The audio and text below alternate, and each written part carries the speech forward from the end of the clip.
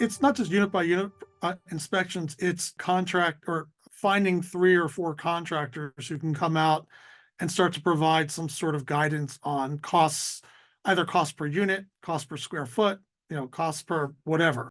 We have clients who are doing value add that's very basic, meaning what we would call cosmetic. So therefore, a cosmetic would be change carpets, change the tiles, change the countertops.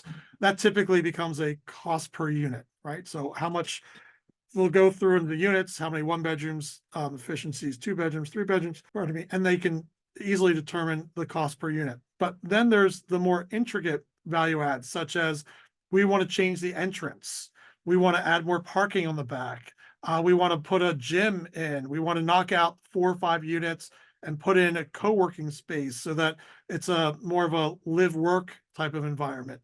Then you're not talking about a cost per unit, you're now talking about perhaps a cost per foot or cost per project. Either way, what our team will do is identify, once our client, the sponsor, makes that decision of what they would like, we would then work with contractors, work with architects, work with consultants to understand what that means. The thing that's most interesting to us is when, which we're seeing more and more of now, which I think just is more of a factor of interest rates in the last 2 to 3 years, is more traditional real estate companies looking to do ground up development. And ground up development, it's a much, much greater effort put into underwriting and into due diligence, because now, you have to not just, again, do the land due diligence, the environmental due diligence, but what can we actually build here? Where you're starting to look at things you never would consider, such as, can we put concrete footing in here? Are we allowed to tap into sewer, water, electrical? Where is that located? How long or how much will that cost?